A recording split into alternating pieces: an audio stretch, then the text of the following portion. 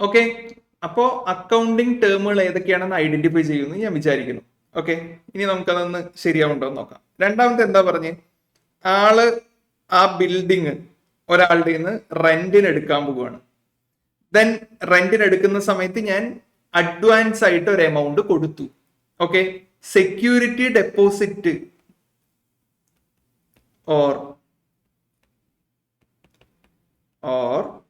Advance four rented building. Advance four rented building ഇതൊരു term ആണ്. ഈ അഡ്വാൻസ് എന്ന് പറയുന്നത് നമുക്ക് അക്കൗണ്ടിങ്ങിൽ നമുക്ക് ഇറ്റ്സ് ആൻ ആർട്ട്. നമുക്ക് എങ്ങനെ വേണമെങ്കിലും അതിനെ മോഡിഫൈ ഒക്കെ ചെയ്യാം. കുറച്ചുകൂടി ക്ലാരിറ്റി കിട്ടാൻ വേണ്ടി നമുക്ക് എന്ത് ചെയ്യാം, advance given for rented building എന്ന് പറഞ്ഞിട്ട് ഒരു ടേം ആക്കാം. അതിലൊന്നും ഒരു തടസ്സമില്ല. സെക്യൂരിറ്റി ഡെപ്പോസിറ്റ് എന്ന് വേണമെങ്കിൽ ഒരു ടേം ആക്കാം. സെക്യൂരിറ്റി ഡെപ്പോസിറ്റ് എന്ന് പറയുന്നത് ഒരു ടേം ആണ്. വേറൊരു ടേം എന്ന് പറയുന്നത് ആ ഒരു ട്രാൻസാക്ഷനിലുള്ള ടേം ഏതൊക്കെയാ, സെക്യൂരിറ്റി ഡെപ്പോസിറ്റിന് വേണ്ടി ഞാൻ പേ ചെയ്തു എന്നതാണ് ട്രാൻസാക്ഷൻ. അതിൽ വരുന്ന ടേമുകൾ ഒന്ന് സെക്യൂരിറ്റി ഡെപ്പോസിറ്റും, രണ്ട് ക്യാഷും. ഞാൻ ക്യാഷ് എന്റെ കയ്യിലുള്ള ക്യാഷിനെ ഞാൻ കൊടുക്കുക. മൂന്നാമത്തെ റെന്റ് മന്ത്ലി പേ ചെയ്യണം. ഫസ്റ്റത്തെ മാസം റെന്റ് വന്നു എന്ന് വിചാരിക്കുക. റെന്റ് പെയ്ഡ് എന്താ വരിക, എൻട്രി. റെന്റ് എന്ന് പറയുന്നത് ഒരു അക്കൗണ്ടിങ് ടേം ആണ്. ആൻഡ് പെയ്ഡ് അല്ല അക്കൗണ്ടിങ് ടേം, ക്യാഷ് ആണ് അക്കൗണ്ടിങ് ടേം. ഓക്കെ, ഞാൻ ആലോചിക്കുന്ന ആംഗിൾ ഏതാണെന്ന് മനസ്സിലാവുണ്ടെന്ന് വിചാരിക്കുന്നു. 3, സ്റ്റേഷനറി ഐറ്റംസ് പർച്ചേസ് ചെയ്തു, ബൈ ചെയ്തു. നമ്മൾ അക്കൗണ്ടിങ്ങിൽ ഉപയോഗിക്കുന്ന വാക്ക് ബൈ ചെയ്തു എന്ന് പറയില്ല, നമ്മൾ ഉപയോഗിക്കുന്ന വാക്ക് പർച്ചേസ് ആണ്. ഇതൊക്കെ +1 ഫൗണ്ടേഷനിലും ഒക്കെ പഠിച്ചു എന്ന് വിചാരിക്കുന്നു. ഇനി ഇവൺ കോമൺ ആയിട്ട് ഒരാള് കൊമേഴ്സിനെ പറ്റിയ ഒരു ബന്ധമില്ലാത്ത ഒരാളാണെന്നുണ്ടെങ്കിലും നമ്മൾ അക്കൗണ്ടിങ്ങിൽ ഉപയോഗിക്കുന്ന ടേം എന്ന് പറയുന്നത്, ബൈ ചെയ്യുന്നതിന് പറയുന്ന ടേം എന്ന് പറയുന്നത് പർച്ചേസ് ആണ്. ഞാൻ പർച്ചേസ് ചെയ്തു, ദെൻ അതിന് ഞാൻ ക്യാഷ് കൊടുത്തു. ഓക്കെ, ക്ലിയർ അല്ലേ? പർച്ചേസ് ചെയ്തു, ക്യാഷ് കൊടുത്തു. ഇതിലെ ടേമുകൾ ഏതൊക്കെയാ, purchased goods from some person, purchase ആണ് ഒരു ടേം, ക്യാഷ് ആണ് വേറൊരു ടേം. ദെൻ ഇലക്ട്രിസിറ്റി എന്താണ്, ഇലക്ട്രിസിറ്റി ബില്ല് എന്ന് പറയുന്നത് ഒരു എക്സ്പെൻസ് ആണ്. ഇതാണ് ഒരു അക്കൗണ്ടിങ് ടേം. രണ്ടാമത്തെ ടേം എന്ന് പറയുന്നത് അഗെയിൻ ക്യാഷ് ആണ്. സെയിൽസ് നടന്നു, ക്രെഡിറ്റ് സെയിൽ ആണ് നടന്നത് എന്ന് വിചാരിക്കാം. ഓക്കെ, ഞാൻ ഒരു സാധനം കടത്തിനാണ് സെയിൽ ചെയ്യുന്നതെന്നുണ്ടെങ്കിൽ ഞാൻ ആർക്കാണോ കടത്തിന് വിറ്റത് ആളെ പറയുന്ന പേരാണ് ഡെറ്റർ. ഞാൻ ആരുടെ നിന്നെങ്കിലും കടത്തിന് ഗുഡ്സ് വാങ്ങിച്ചിട്ടുണ്ടെന്നുണ്ടെങ്കിൽ ആളെ പറയുന്ന പേര് ക്രെഡിറ്റർ എന്നാണ്. ഞാൻ ആർക്കാണോ ഞാൻ കടത്തിൽ ഗുഡ്സിനെ സെയിൽ ചെയ്തത് ആളെ പറയുന്ന പേര് ഡെറ്റർ ആണ്. അപ്പോ സെയില് ക്രെഡിറ്റ് സെയിൽ എന്ന് പറയുന്നുണ്ട്. ക്രെഡിറ്റ് സെയിൽ എന്ന് പറഞ്ഞ മീനിങ് എന്താ, കടത്തിന് സാധനം വിറ്റു. ഈ ഒരു ട്രാൻസാക്ഷനിൽ വരുന്ന ടേമുകൾ ഏതൊക്കെയാ, ഒന്ന് sale, that is credit sale ആണ്, നമുക്ക് സെയിൽ എന്ന് പറയാം. അടുത്തത് നമുക്കിവിടെ പൈസ കിട്ടുന്നില്ല, ക്യാഷ് എന്ന് പറയാൻ പറ്റില്ല. ക്യാഷിന് പകരം അവിടെ വരുന്നൊരു ടേം എന്ന് പറയുന്നത് ഡെറ്റർ ആണ്. ക്രെഡിറ്റ് സെയിൽ വരുന്ന സമയത്ത് സെയിലും വരും, ഡെറ്ററും വരും. ഓക്കെ, സ്റ്റാഫിന്റെ സാലറി, സ്റ്റാഫ് സാലറി എന്ന് പറയുന്നത്, സ്റ്റാഫ് ഒരു ടേം, സാലറി വേറൊരു ടേം അല്ല. സ്റ്റാഫ് സാലറി എന്ന് പറയുന്നത് ഒരു എക്സ്പെൻസ് ആണ്, ഇതൊരു ടേം. ഞാൻ പേ ചെയ്യുകയാണെന്നുണ്ടെങ്കിൽ ക്യാഷ് ആണ് വേറൊരു ടേം. അപ്പൊ ഞാൻ കുറച്ച് ട്രാൻസാക്ഷൻസ് തന്നു കഴിഞ്ഞാൽ എങ്ങനെയാണ് ഈ ടേമുകൾ ഫൈൻഡ് ഔട്ട് ചെയ്യേണ്ടത് എന്നുള്ളത് മനസ്സിലായി എന്ന് വിചാരിക്കണം. ഞാൻ കുറച്ച് എക്സാമ്പിളുകൾ ചെയ്യുന്ന സമയത്ത് ഇനിയും കുറച്ചുകൂടി ക്ലാരിറ്റി വരും. ഇത് ഞാൻ എന്റേതായിട്ടുള്ള ഒരു എക്സാമ്പിൾ ഇട്ടതാണ്. വേറെ എക്സാമ്പിൾസ് തരുന്ന സമയത്ത് ഒരു ക്വസ്റ്റ്യൻ നമുക്കിവിടെ മുഴുവനായിട്ട് ചെയ്യാം. ദെൻ അതിനുശേഷം നിങ്ങൾക്ക് ഒരു ക്ലാരിറ്റി കിട്ടും. അപ്പൊ നമ്മൾ ഒരു കാര്യം പഠിച്ചു, every accounting transaction has minimum 2 accounting terms. ഇപ്പൊ നിങ്ങൾ നോക്കിയ അക്കൗണ്ടിങ് ട്രാൻസാക്ഷൻസ് ഏതൊക്കെ എടുത്തു നോക്കിയാലും അതിൽ എന്തുണ്ടാവും, മിനിമം 2 അക്കൗണ്ടിങ് ടേംസ് ഉണ്ടാവും. ഇതാണ് ശരിക്കും പറഞ്ഞാൽ ഈ ജേണൽ എൻട്രി എന്ന് പറയുന്നതിന്റെ ഫണ്ടമെന്റൽ. ഓക്കെ, അതിലോട്ട് നമ്മൾ പോകുന്നേ ഉള്ളൂ. എങ്ങനെ ജേണൽ എൻട്രി എഴുതാന്നുള്ളതൊക്കെയാണ് പഠിക്കാൻ പോകുന്നത്. What is journal entry? Journal entry എന്ന് പറയുന്നത് ഇപ്പൊ എങ്ങനെയാ പറയാ, അക്കൗണ്ടിങ് ഒരു ലാംഗ്വേജ് ആണെന്നുണ്ടെങ്കിൽ അതിന്റെ ലെറ്റേഴ്സ് ആണ് ജേണൽസ് എന്ന് വേണമെങ്കിൽ നമുക്ക് പറയാം. ശരിയല്ലേ? ഫൈൻ, അതിലോട്ട് കിടക്കാം. ജേണൽ എൻട്രി എഴുതുന്നതിന്റെ നെക്സ്റ്റ് സ്റ്റെപ്പ്, ആദ്യം നമ്മളൊരു അക്കൗണ്ടിങ് ട്രാൻസാക്ഷൻ കണ്ടുപിടിച്ചു. അതിന് ശേഷം എന്ത് കണ്ടുപിടിച്ചു, 2 ടേമുകൾ ഉണ്ടെന്ന് ഐഡന്റിഫൈ ചെയ്തു. മൂന്നാമത്തെ കാര്യം ചെയ്യാൻ പോകുന്നത്, ഇതിനെ ക്ലാസിഫൈ ചെയ്യണം. ഓക്കെ, ഈ ക്ലാസിഫൈ ദി ടേംസ്, ഈ ടേംസിനെ ക്ലാസിഫൈ ചെയ്യണം. ക്ലാസിഫൈ ചെയ്യാന്ന് പറഞ്ഞാൽ ഞാൻ കുറച്ച് ക്ലാസിഫിക്കേഷൻ തരാം. ഞാൻ തന്നതല്ല, അക്കൗണ്ടൻസിയുടെ മോഡേൺ കൺവെൻഷൻ പ്രകാരം നമ്മൾ ഫോളോ ചെയ്യുന്ന ഒരു ക്ലാസിഫിക്കേഷൻ ആണ്. എത്ര അക്കൗണ്ടിങ് ടേമുകൾ ഉണ്ടെങ്കിലും നമുക്ക് മെയിൻലി 6 കാറ്റഗറി ആയിട്ട് തിരിക്കാൻ പറ്റും. 6 കാറ്റഗറി ആയിട്ട് തിരിക്കാൻ പറ്റും. ഇതിനെ വേണമെങ്കിൽ ചുരുക്കിയിട്ട് 4 ആക്കാം. ബട്ട് 6 ആദ്യം പഠിക്കാം, എന്നിട്ട് അതിനെ ചുരുക്കിയിട്ട് ഞാൻ 4 ആക്കി തരാം. ഏതൊക്കെയാണ് ആ categories? 1 assets, 2 liabilities, 3 income, then 4 expense, 5 capital, 6 drawings. Okay, നമ്മൾക്ക് ആദ്യം എന്തൊക്കെയായിരുന്നു? ഫസ്റ്റ് അക്കൗണ്ടിങ് ട്രാൻസാക്ഷൻസ് ഉണ്ടാവും. അക്കൗണ്ടിങ് ട്രാൻസാക്ഷനിൽ ഓരോ അക്കൗണ്ടിങ് ട്രാൻസാക്ഷനിൽ മിനിമം നമ്മൾ എന്ത് കണ്ടുപിടിക്കും? 2 അക്കൗണ്ടിങ് ടേമുകൾ കണ്ടുപിടിക്കും. ദെൻ ഈ ഓരോ ടേമിനെയും നമുക്ക് ഈ 6 എണ്ണത്തിൽ ഏതെങ്കിലും ഒന്നാക്കിയിട്ട് കാറ്റഗറി ചെയ്യാൻ പറ്റും. ഇനി ഈ ക്യാപിറ്റലും ഡ്രോയിങ്സിനെയും വേണമെന്നുണ്ടെങ്കിൽ നമുക്ക് ലയബിലിറ്റിയുടെ പാർട്ടായിട്ട് കണക്കാക്കാം. അത് പിന്നീട് എങ്ങനെയാണെന്ന് പറയാം. ക്യാപിറ്റൽ എന്ന് പറയുന്നത് ഒരു ലയബിലിറ്റി ആണ്. ആൻഡ് ഈ ഡ്രോയിങ്സ് എന്ന് പറയുന്നത് ക്യാപിറ്റൽ റെഡ്യൂസ് ആവുന്ന ഒരു പരിപാടിയാണ്. ഓക്കെ, ഡ്രോയിങ്സ് എന്ന് പറഞ്ഞാൽ എന്താ? ബിസിനസ്സിലേക്ക് കൊണ്ടുവന്ന ക്യാഷിനെ പേഴ്സണൽ ആവശ്യത്തിന് വേണ്ടി തിരിച്ച് വിഡ്രോ ചെയ്ത് കൊണ്ടുപോകുന്നത്. ക്യാഷ് ബിസിനസ്സിലോട്ട് കൊണ്ടുവരികയാണെങ്കിൽ ക്യാപിറ്റൽ എന്ന് പറയും. ബിസിനസ്സിന് തിരിച്ചെടുത്തിട്ട് പോകുന്നതിനെ ഡ്രോയിങ്സ് എന്ന് പറയും. ഇത് രണ്ടിനെയും വേണമെന്നുണ്ടെങ്കിൽ നമുക്ക് ലയബിലിറ്റീസ് എന്നുള്ള കാറ്റഗറിയിൽ തന്നെ പെടുത്താം. ഡ്രോയിങ്സ് എന്ന് പറയുന്നത് ലയബിലിറ്റി കുറയുന്നതിന് തുല്യമാണ്. ഇനി ഒന്ന് ചുരുക്കിയിട്ട് 4 കാറ്റഗറി ആക്കുകയാണെന്നുണ്ടെങ്കിൽ ഏതൊക്കെയാ? 1 asset, 2 liability, 3 income, 4 expense. Clear അല്ലേ? ഓക്കെ, അപ്പൊ നമ്മൾ ഈ 4 കാറ്റഗറി ആക്കണം എന്ന് പഠിച്ചു. അക്കൗണ്ടിങ് ട്രാൻസാക്ഷൻ മിനിമം 2 ടേമുകൾ ഉണ്ടാവും. അതിനുശേഷം അസറ്റും ലയബിലിറ്റി, ഇൻകം, എക്സ്പെൻസ് എന്ന് പറഞ്ഞ് നമ്മൾ ഇതിനെ കാറ്റഗറൈസ് ചെയ്യാൻ പോവുകയാണ്. ഓക്കെ, ഇതിൽ ഏതൊക്കെയാ ഇപ്പൊ പറഞ്ഞ ഈ 6 ട്രാൻസാക്ഷൻ വെച്ചിട്ടുണ്ട്. നമുക്ക് ചെറുതായിട്ടൊന്ന് എക്സാമ്പിളിൽ വെച്ചിട്ട് പോകാം. ഫസ്റ്റ് പറഞ്ഞത് ബിസിനസ് സ്റ്റാർട്ട് ചെയ്തു എന്നാണ് പറയുന്നത്. ക്യാഷും ഉണ്ട്, ക്യാപിറ്റലും ഉണ്ട്. ക്യാഷ് എന്ന് പറയുന്നത് ഒരു അസറ്റ് ആണ്. ക്യാപിറ്റൽ എന്താ? ലയബിലിറ്റി ആണ്. നമുക്ക് ഓരോ കാറ്റഗറിയിലേക്കും ഏതൊക്കെ ഐറ്റത്തിനെ കൊടുക്കാൻ പറ്റും നോക്കാം. ദെൻ രണ്ടാമത്തെ എന്താ? സെക്യൂരിറ്റി ഡെപ്പോസിറ്റ് കൊടുത്തതാണ്. ഓക്കെ, ഒരാൾക്ക് ഞാൻ സെക്യൂരിറ്റി ഡെപ്പോസിറ്റ് കൊടുക്കുക എന്ന് പറഞ്ഞു കഴിഞ്ഞാൽ എനിക്കത് പിന്നീട് തിരിച്ച് കിട്ടാനുള്ളതാണ്. അപ്പൊ ഞാൻ ഈ സെക്യൂരിറ്റി ഡെപ്പോസിറ്റ് കൊടുക്കുന്നതിനെ അസറ്റ് ആയിട്ട് എനിക്ക് കാൽക്കുലേറ്റ് ചെയ്യാൻ പറ്റും. Security deposit. ഈ സെക്യൂരിറ്റി ഡെപ്പോസിറ്റ് അസറ്റ് ആണോ എന്നുള്ളതൊക്കെ നിങ്ങൾ പഠിച്ചിട്ടുണ്ടാവില്ല മുമ്പ്. ഞാനിപ്പോ പറയുന്നത് ജസ്റ്റ് ഒന്ന് മനസ്സിലാക്കിയാൽ മതി. നിങ്ങളൊരു എമൗണ്ട് കൊടുക്കണം, അത് പിന്നീട് നിങ്ങൾക്ക് തിരിച്ചു കിട്ടാനുള്ളതാണ്. തിരിച്ചു കിട്ടാനുള്ളതാണെന്നുണ്ടെങ്കിൽ അത് അസറ്റ് ആണ്. ദെൻ വേറെന്താ? സെക്യൂരിറ്റി ഡെപ്പോസിറ്റ് കൊടുത്തു, അതിൽ വരുന്ന മറ്റേ ടേം ക്യാഷ് ആണ്. ക്യാഷ് ഓൾറെഡി ഞാൻ അസറ്റ് ആണെന്ന് പറഞ്ഞു. ദെൻ റെന്റ് പേ ചെയ്യുന്ന കാര്യം പറഞ്ഞു. റെന്റ് എന്ന് പറയുന്നത് ഒരു എക്സ്പെൻസ് ആണ്. ശരിയല്ലേ? Okay. Then electricity bill, staff salary എന്നൊക്കെ പറയുന്നത് എക്സ്പെൻസുകളാണ്. Electricity bill, staff salary. Then purchase പറയുന്നുണ്ടായിരുന്നു. പർച്ചേസ് ഒരു എക്സ്പെൻസ് ആണ്. ദെൻ ഇൻകത്തില് സെയിലും വരും. അപ്പൊ നമ്മൾ ഏതുവരെ പഠിച്ചു? ആദ്യം ഒരു അക്കൗണ്ടിങ് ട്രാൻസാക്ഷൻ, ഓരോ ട്രാൻസാക്ഷനിലും മിനിമം 2 ടേമുകൾ ഉണ്ടാവുമെന്ന് പഠിച്ചു. ദെൻ ആ ടേമുകളെ നമുക്ക് പല കാറ്റഗറിയിലായിട്ട് തിരിക്കാൻ പറ്റുമെന്ന് പഠിച്ചു.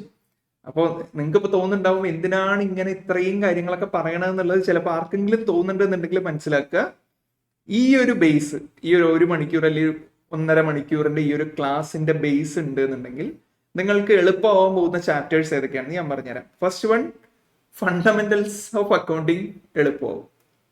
സെക്കൻഡ് വൺ, റെക്ടിഫിക്കേഷൻ ചാപ്റ്റർ ഇങ്ങനെ ചെയ്യാൻ പറ്റും. ബിൽ ഓഫ് എക്സ്ചേഞ്ച്, കൺസൈൻമെന്റ്, പിന്നെ ഏതാ? ജേണൽ എൻട്രി വെച്ച് ചെയ്യുന്ന എല്ലാം. പാർട്ട്ണർഷിപ്പിന്റെ ബേസിക്സ്.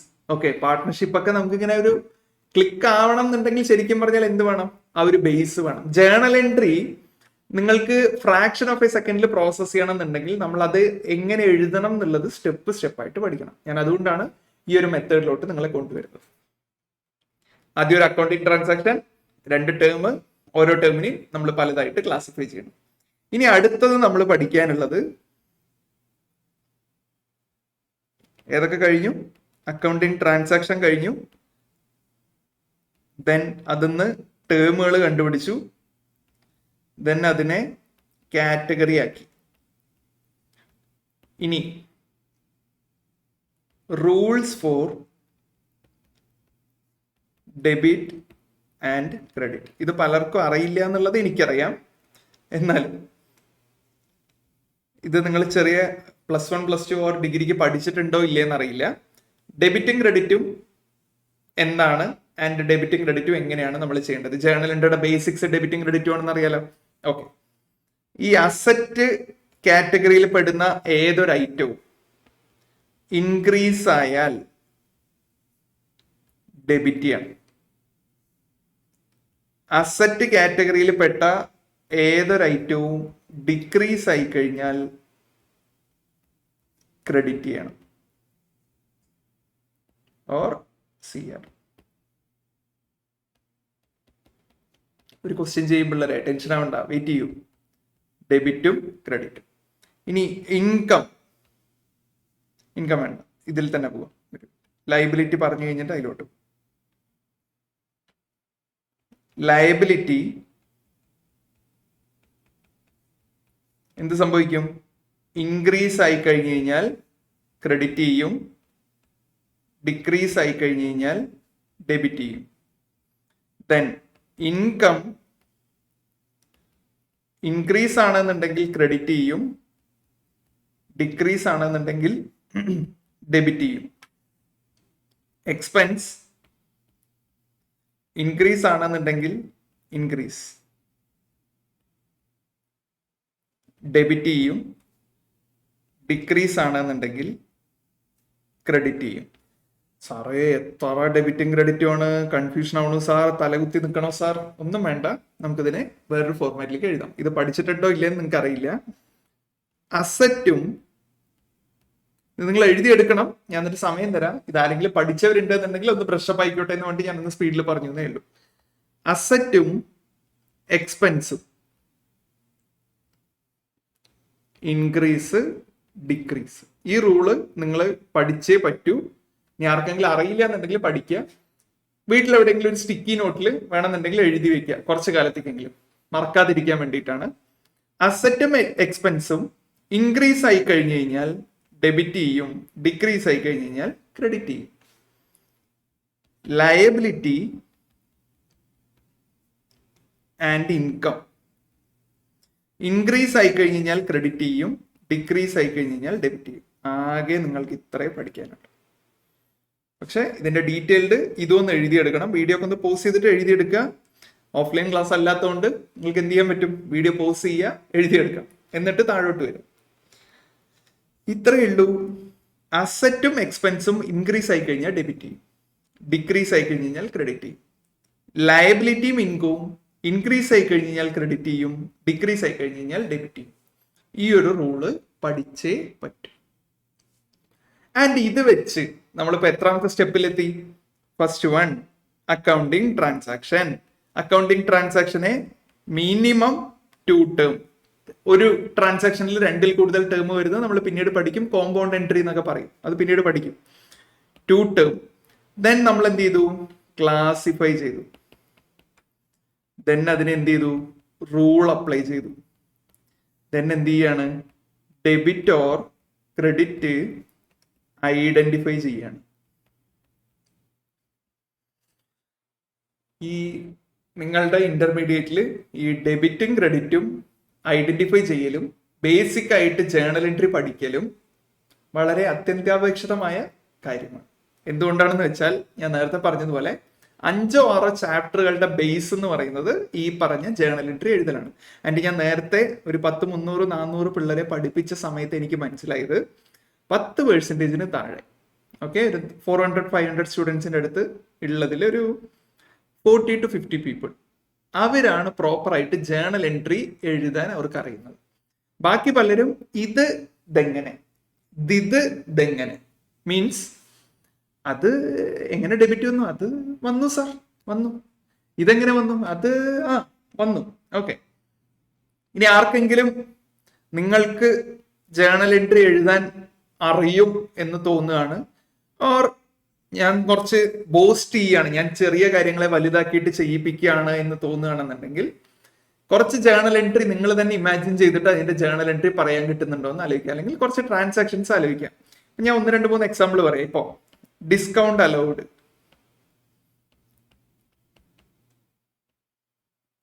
നിങ്ങൾ വേണമെന്നുണ്ടെങ്കിൽ എഴുതി വെച്ചോളൂ. ഈ ഡിസ്കൗണ്ട് അലൗഡിന്റെ ജേണൽ എൻട്രി ഇപ്പൊ ബുക്കിൽ ഒന്ന് എഴുതി വെക്കുക.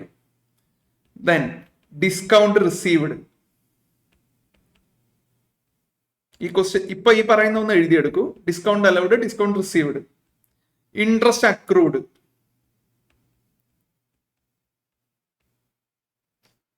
Then outstanding rent paid, then advance commission received. ഈ പറയുന്ന സാധനങ്ങൾക്ക് നിങ്ങൾ 100% കറക്റ്റ് ആയിട്ട് ജേണൽ എൻട്രി എഴുതുകയാണ് എന്നുണ്ടെങ്കിൽ ഞാൻ പറയണ ഇതിന് ശേഷം വരുന്ന ഞാൻ തരുന്ന ഹോംവർക്കുകളോ ഞാൻ തരുന്ന ഇത് പ്രാക്ടീസ് ചെയ്യിപ്പിക്കാൻ വേണ്ടി ചെയ്യുന്ന കാര്യങ്ങളോ നിങ്ങൾ ചെയ്യേണ്ട ആവശ്യമില്ല. പ്രൊവൈഡഡ് ഡിസിപ്ലിനോടുകൂടി ഈ പറയുന്ന ഐറ്റത്തിന്റെ ജേണൽ എൻട്രി എഴുതുക. ഞാൻ എന്നിട്ട് ഇതിന്റെ താഴെ എന്ത് ചെയ്തു തരും? ജേണൽ എൻട്രി, ഇതിന്റെ കറക്റ്റ് ജേണൽ എൻട്രി ഞാൻ താഴെ എഴുതും. ജസ്റ്റ് ജേണൽ എൻട്രി എഴുതും. അത് എക്സ്പ്ലനേഷൻ ഒക്കെ ഞാൻ പിന്നീട് പറയും. ഇത് ആർക്ക് വേണ്ടി എന്ന് വെച്ചാൽ those who already knows that ഇതിന്റെയൊക്കെ ജേണൽ എൻട്രി അവർക്ക് അറിയും, അല്ലെങ്കിൽ നിങ്ങൾക്ക് സ്വയം അറിയും എന്നുണ്ടെങ്കിൽ ഞാൻ പറയുകയാണ്, ഇതിന് ശേഷം വരുന്ന 1-1.5 മണിക്കൂറോ വരുന്ന വീഡിയോ നിങ്ങൾ കാണണ്ട. ആൻഡ് ആ സമയത്ത് ഞാൻ ചെയ്യിപ്പിക്കുന്ന 300-350 ജേണൽ എൻട്രീസ് നിങ്ങൾ എഴുതി പഠിക്കണം. അതർവൈസ് നിങ്ങൾ ഇത് എഴുതാൻ ഫെയിൽ ആവുകയാണ് എന്നുണ്ടെങ്കിൽ കണ്ടിന്യൂസ് അല്ല, നിർബന്ധമായിട്ടും ഇതിന് ശേഷമുള്ള 1-1.5 മണിക്കൂറുള്ള ക്ലാസ് നിങ്ങൾ കാണണം. പ്ലസ് ഞാൻ തരുന്ന 300-350 ജേണൽ എൻട്രി എഴുതി പഠിച്ചേ പറ്റൂ. എന്നിട്ട് എന്റെ ഫസ്റ്റ് ഫണ്ടമെന്റലിന്റെ ക്ലാസ്സിൽ ഇരുന്നാൽ മതി. ഓക്കെ, റെക്കോർഡ് ക്ലാസ് ആണ്. നിങ്ങൾക്ക് തന്നെ ട്രൂ ആയിട്ടിരിക്കുക. ഓക്കെ, വീഡിയോ ഒന്ന് പോസ് ചെയ്യൂ. ഈ പറയുന്ന 1, 2, 3, 4, 5 വെറും 5 ജേണൽ എൻട്രി. ഈ ജേണൽ എൻട്രി 5 ട്രാൻസാക്ഷൻ. ഈ ട്രാൻസാക്ഷൻസിന് നിങ്ങൾ ജേണൽ എൻട്രി എഴുതുകയാണെങ്കിൽ എന്ത് ചെയ്യണ്ട, ഇത് ഞാനിപ്പോ ഇതിന് ശേഷം ആൻസർ പറഞ്ഞ് നിങ്ങളുടെയും ഇത് മാച്ചിങ് ആണ് എന്നുണ്ടെങ്കിൽ നിങ്ങൾ ഇതിന് ശേഷമുള്ളത് കാണണ്ട. ഓക്കെ, ഇല്ലാത്തവര് ഞാനിപ്പോ ഇതിന്റെ താഴെ ഇതിന് ശേഷം ആൻസർ എഴുതുന്ന സമയത്ത് ഇത് തെറ്റിക്കുന്നവർ എന്ത് ചെയ്യണം? നിർബന്ധമായിട്ട് ഇതിന് ശേഷമുള്ള ക്ലാസ് കാണും. ഓക്കെ അല്ലേ? എന്നെ പറ്റിക്കില്ലല്ലോ, സത്യസന്ധമായിട്ട് ചെയ്യില്ലേ? ഇത് മുഴുവൻ ചെയ്തിട്ട് വെയിറ്റ് ചെയ്യും. ഞാൻ എന്നിട്ട് അതിന്റെ ആൻസർ പറയാം. ഓക്കെ, ഇപ്പൊ ചെറുതായിട്ട് കട്ട്.